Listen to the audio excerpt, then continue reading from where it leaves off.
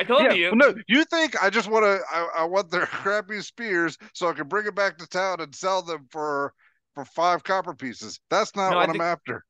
you're after the he I Yes, like your yes. spear. Okay. All right, great. I'm glad we cleared that up.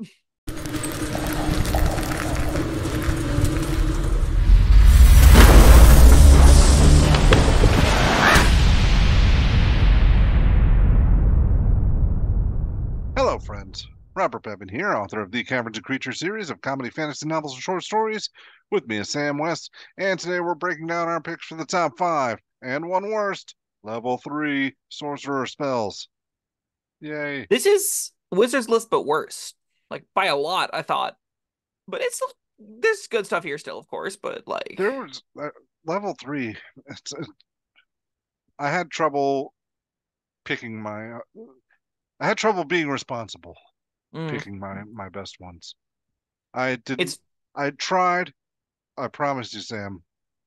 I tried to keep sorcerer specific in mind, thinking about meta magic. It barely happened. No, yeah, I think actually, I take that back because it didn't happen at all because the one spell that I would have considered, I would have picked anyway. gotcha. It affected me slightly. Having assuming the video with Cameron is up where we talk about haste. He did bring up a lot of relevant points as to why I probably shouldn't recommend haste as like the best of the spells for a lot of people. That being said, I mean, can I rip the Bandit art often start with my number five? It's haste. Haste made my list. Yeah, the big reason is sorcerers can twin it. Yeah, And that is it takes everything I love about haste and just like, oh, what if it's just twice as good? And also twice as devastating if the sorcerer drops concentration. And I love every second of that, right? I love giving this to both my martial allies that can both benefit from the AC and both benefit from the extra attack, and all of a sudden they're just dishing out huge quantities of extra damage. And everyone just crowds around the sorcerer or puts them in a safe corner somewhere and be like, don't take damage. We cannot lose our turns. It's a really fun dynamic, I think, that it adds to a lot of the tables and is a really powerful thing you can do that like rewards teamwork more than just rewarding I doubled my best spell and it's sweet. yes. Haste was the spell I was referring to that can be twinned, but I would have picked it anyway. Yeah. Ah, I think very few others of these I've picked work with meta magic, much like you're alluding to, right? yeah. That being Um, said, there are spells on here on this third level list. I'll call out Antagonize, for example. They get substantially better as sorcerer spells because you can twin them. They're just not as good as the generalistic, really powerful spells that they we're probably going to be talking about. But keep yeah. in mind whenever you're looking at your own lists at home, what I can twin, what's worth quickening, what's worth doing X, Y, or Z with. So, All right. We didn't do our caveats that Sam puts as an order. I oh, generally don't. Um, with that said, I will just do my least interesting pick, mm-hmm. in my opinion. I picked Fireball That's my number one. because it's Fireball. Yeah. Reshapes how encounters have to work. It does auto kills everything under a certain amount of HP and does a truckload of damage to everything else. Yeah, it's really good. Yep. I Don't need to I think twin that. yeah, don't need to. One thing I think is often under talked about in scope of Fireball is when you get it, it is normally the highest damage thing happening in a single instance. As you level, it maintains, you get more uses of it. And even though it's doing comparatively less damage to the HP pools, it is a cheaper and cheaper and cheaper and cheaper resource as the game goes on to a lot of points where you're like, oh, I guess I just spend my action using Fireball this turn because it's cheap. And that kind of power, where it's the best thing happening at fifth level for a lot of tables and is a really good utility fallback tool in the upper tiers, it really shines throughout the whole of the game as a spell that you will not have problems casting and it will be good when you cast it. And, and then non-casters are thinking, oh, that's his cheap option. Yeah. He's like, oh, he hasn't, that's one of his three third levels and he hasn't touched a fourth or a fifth or a sixth yet, huh? Oh, man. Two of my attacks do that much damage to one thing. All right. What else you got? All right. So Fireball's my number one, Haste my number five. I'm gonna do. I'm cheating a little bit. I'll That's talk about fine. my number four, which is Thunderstep, and this is a really fun spell. It honestly might not deserve this grace, but man, it's a big splashy teleport that goes 90 feet and explodes where you left. Now, sorcerers don't get a million spells, Storm Sorcerers, I think I still probably want this enough that I'm taking it, but that is definitely a personal preference kind of thing. Yeah, that didn't make my list. Yeah, I respect you not making your list. It's just it's a big splashy teleport, and it's hard to get these on your character sheet. So like, Yeah. this is not a bad time to do it? Question mark. Um, is no meta magic here? No. I mean, there's always like you can impose disadvantage on saves. That applies to basically every spell. There's always the you can reroll damage dice. I think is one of the meta magics that also can apply to Yeah. this, but again, you don't really want to because it's pretty low. Yeah. A reason I like this is Misty Step and Dimension Door both are only good at teleporting, and this is a hybrid teleport and damage. Now, normally I'm low because it's not great at either comparatively. Like it's not a fireball, and it's not the range of a Dimension Door or the efficiency of a Misty Step. This, because you have so few spells, being able to do multiple things means you can use this out of combat for exploration. You can use it in combat for some damage whenever you absolutely need to, and retreat with it. This has a lot of modality to it that'll make the picking of it. You won't find any problem again finding places to cast this and be happy with it, which makes it rise on my list a little bit. And it's fun, like if the barbarian gets through the front lines and you're like, oh my god, it's Yeah. beating on me. Yeah, you get to hit him a little bit and get out of there. Mm-hmm. It's also nice that it's sculpted, right?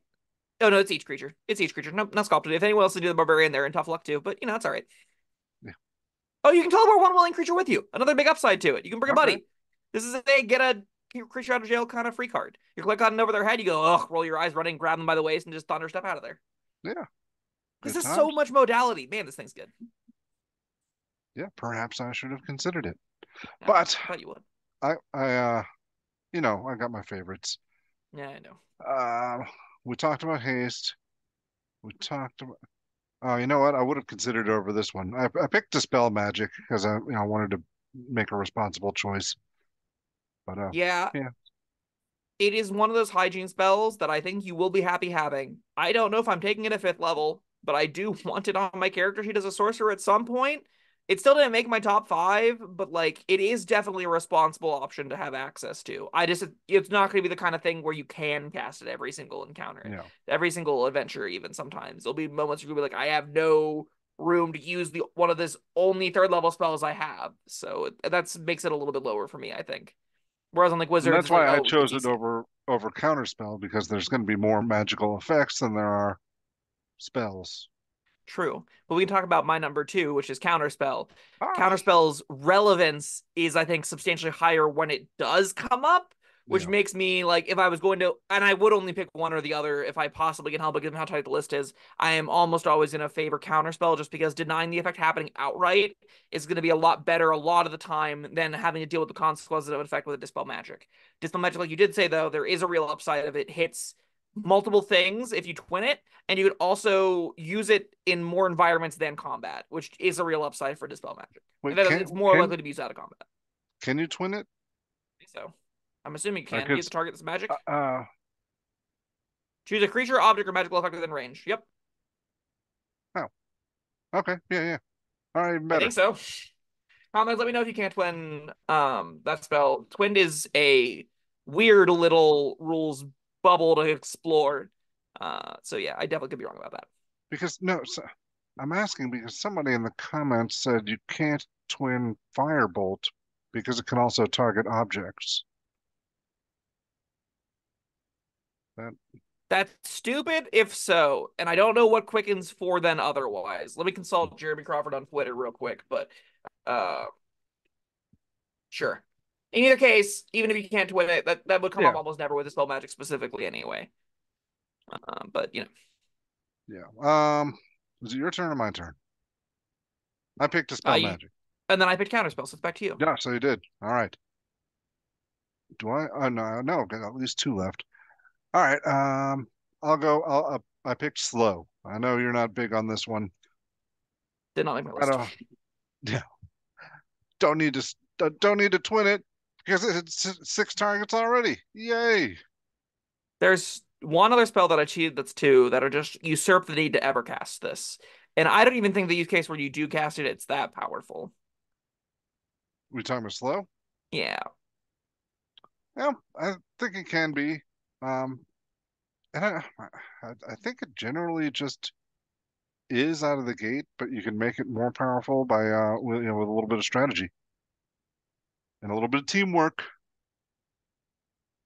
I mean, maybe, but like it requires there be six enemies for it to be very valuable. And there's like two or three. It's like, is this still good? And then it has to be two or three that care about multiple of the conditions that slow applies. And sometimes it'll just be like, I was only making one attack anyway, and I'm already within range of you, so who gives a crap? And then like, or if you go like later in initiative order than a single thing that's making big attacks, you just go, well, this doesn't matter. If it's got range, it cannot matter. Like there's a lot of Yeah, hiccups with slow that break it down for its utility encounter to encounter, the kind of thing where you don't want to cast every encounter. And again, your list on Sorcerer is very short, so I'm not sold. But I do think it could be a fun time. And against some encounters, it will be fine. So sure. yes, I recognize that it won't come into play every encounter, um, but when it You, does, and I think it will more often than you're going to giving it credit for, and when it does, I think it can be maybe. really effective. So there's like something you take like level 6, like level 5, you get your first consistent damage spell or whatever you want on your third level slot, and then the next Yeah, level you go, okay, I'll pick up slow, and then it'll come up sometimes. probably. Yeah. I did this during this whole conversation, browse around Reddit and Twitter, and I can find no sage advice talking about why you couldn't twin Firebolt. I think that person's just wrong. Um, so I believe it, despite that it can target objects, it needs to be able to only target one creature, and that's specifically, according to Jeremy Crawford, taking out spells that can target multiple creatures, not denying object targeting. So I think this magic still works. I still could be wrong. Commenters, once again, come at me and let me know if it's correct or not. Sure. Anyway, or if you agree on the firebolt ruling, doesn't matter. Slow's bad. My number three. I cheated. What? You okay? Me? Yeah, I'm Yeah, I fine. just went on a weird tangent there. Sorry. I was interested. Yeah, I cheated here for my number three. The reason fireballs are counter spells my number two is it's really like critical for upper tier powerful gaming that are happening against enemy casters. So I think its power on the sheet is very, very high for the tables that need it. And it's something if you don't need it, it's fine. Just don't worry about it. Don't put it on your sheet. But the tables that need it is really impactful. These two spells are good at like basically every table. And they're hypnotic pattern slash fear. And both these kind of do the same thing, which is take a bunch of things out of a fight. I'm sure fear is on your list because it makes everyone drop their things. I imagine hypnotic pattern's not. Well, no, because I only got one space left, Yeah, and it's that's fear. why I cheated. Yeah. Yeah, love fear. Yeah, we've talked about fear so many times. Play pattern, fear. Some people make the save, some people don't. Those that do drop their stuff. Bob wastes his turn running around picking up all the things. No, no, no. Somebody else with like a mage hand does that. No, whatever. No, Someone else wastes the, their turn picking up all the things. it's not wasting the turn. Whoever, all right, we have we're down to enough people. There's only two or three people coming at us. However many people need, take out those guys. Whoever's left, we don't need to worry about the others. You grab the things, right? Now, the second wave that comes at us after the fear is gone, Oh. they're unarmed, easier to kill, or they just keep running because they're unarmed and easier to kill. You had me, you lost me, you kept losing me. I just don't think there's a window you. I think the power of this spell is the first half, which is we only have to fight half this encounter now. And that's a really busted spell to have, right? Just be like, a large chunk of these people don't want to fight us anymore. Now, I will say in Fear's case, things like Undead are good at being immune to it, so it does have a nice silver bullety nature to it that DMs can aim encounters. Like at you did the Fear thing a couple of times, I can throw things at you that will circumnavigate Fear. Hypnotic Mm-hmm. Pattern has a little bit less so of that, but it is different in that more powerful and like varieties and powers of enemies can make it so weaker enemies can still deny their actions instead of stronger enemies by shaking stronger enemies awake. So there's some push and pull with both these spells. At the end of the day, though, what you're getting most of the time, unless your Bob want to steal all their stuff, is a giant AoE removal spell. It just takes away everything or a large chunk of problems from a fight that are 8 or more creatures or 4 or more creatures. And that's going to be warping for a lot of tables. It's going to be a really big pain point for some DMs to manage. All right, where did I lose you? There was a point in which you were picking up things so that the next wave would be disarmed. And I Yes. don't think that's worth any amount of your time when you could just be riddling them with holes better. Yeah. Well, I mean, they're far away now. You can even just like walk over their things. Like, you don't have to physically pick them back up. You don't need to take any of it. You can just be like, you don't have it now. Die. Yeah, I mean, sure, you could do it that way, Yeah, but you don't want to, but and I respect that. I want to taunt them. Hey, I got your stuff. I know you do. I told Yeah, well, no, you. you think I just want to? I want their crappy spears so I can bring it back to town and sell them for 5 copper pieces. That's not No, I what I'm think after. you're after the he Yes, yes. spear. Okay. All right, great. I'm glad we cleared that up. Yeah. That's my whole Ah, list. Is that your whole yeah, I list? think it was mine too. Yeah, Yeah. go over yours again. Number one is Fireball. Real good. Number two is Counterspell with the asterisk that you take it at specific tables. Number three is Fear/Hypnotic Pattern, both do the kind of the same thing, which is remove a bunch of people from fight. Real good. My number four is Thunderstep. I think it's a cool novel effect that does a lot of Yeah. things that you'll care about a lot of the time. My number five is Haste, because twinning Haste is really silly and can do some really despicably powerful things at casual, like mid-power stuff tables. Where you're just like, oh, I'm just gonna have my Greatsword Barbarian get multi-attack and my Longsword Paladin get multi-attack, and they're just gonna be like smiting and Created Rising and slashing and hacking, and they're superheroes. And I only use one spell slot. Yeah. All right. My list was fear because fear was on this list, and I'm always choosing it. Haste is fun on its own, but even better twinned. Slow. I value slow more than Sam does. Fireball. It's fireball, and dispel magic because I wanted to feel responsible. Yep. Again, quick shout outs. Antagonize is a fun one to win. You can get people to hate each other. It's still not that good, but it's fun at least. Twinning fly is a real thing you can do. So you just have two people flying around if you want. Yeah, sure, that can be good. I'm into that. Um, Enemies abound makes people attack at random, and now it makes two people attack at random. Three Anything that you Stooges. take Listen, like anytime you could take one spell, it's like, yeah, it's a mediocre removal or like a save or some weird things happen. If you ever double its effect by hitting two targets, it suddenly becomes a lot more interesting. So there's a lot of spells on this list that you can be like, well, what if I had two of them? And they're probably worth considering. You probably do some cool stuff with them, even if they're not like quite as ubiquitously usable as a lot of our top stuff is. All right. Now the worst. There's some bad I, ones here. yeah, no, I am not confident that we're gonna have the same one because I don't know. there. It just depends if you want I to talk about the wasn't. same spell again. Yeah, I wasn't sure about my pick. I'll go first. I picked Vampiric Touch. Yeah, I'm not going to Here, pick Vampire Touch, but I think I would. I do think it is the worst spell on this list. I here think. are some spells that do very, very, very close to nothing, but I think Vampiric Touch gets the prize because it's probably going to hurt you more than it's going to help you. Turns out 3d6 draining on an attack is just worse than taking any other action. So just do that instead. Well, Like that and there's you got to touch them, and they're probably going to beat the snot out of you for yeah, well more than you're getting from them. yeah, and like you have to be missing hit points already, otherwise it doesn't overheal you at all. Like it's not like it gives you temporary hit points if you're like, I'm gonna go in with a Vampiric Touch all prepped and be like, drain you, but I'm at full, and then you turn around, they smack you in the head, you drop concentration, take 18 damage, and are like, I spent a third level spell slot on a great sword attack. Crap. There's one point we keep we talk about this spell all the time, but I always forget it is a 1 minute concentration spell, so you could just go poke him and then run away, and you keep draining. Yes. Is that that's something, I You can guess? if you have a big HP beastie that you can tie down, this can be a health battery. I don't see that being a real use case. Oh I no, think this spell I'm should have not gone in the saying character that. sheet. Yeah, we've already talked about like sucking on a cow or whatever. I'm Mm. talking about taking a big risk, like running up to the big guy, poking him, hoping he doesn't hit you back before you can And run walk. away.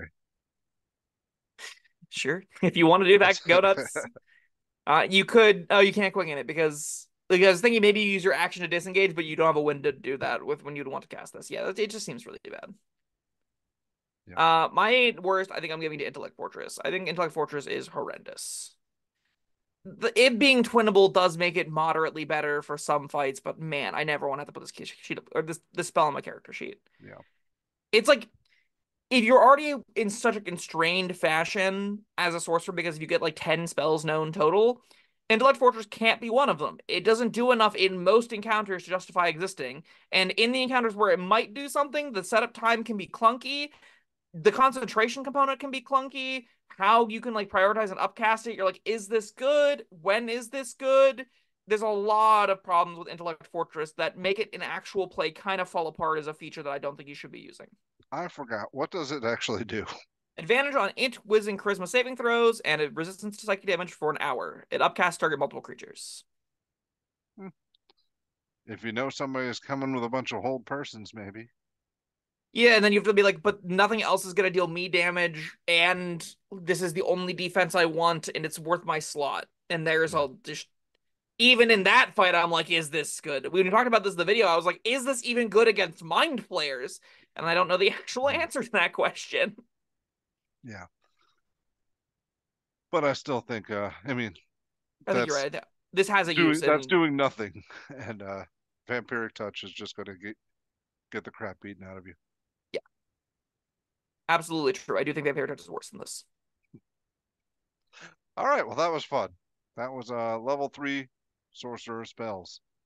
Let us know what you think in the comments down below. Thank you for joining us. Thank you, Sam, for being here. And yeah, like, subscribe, and we'll see you next time. Bye bye.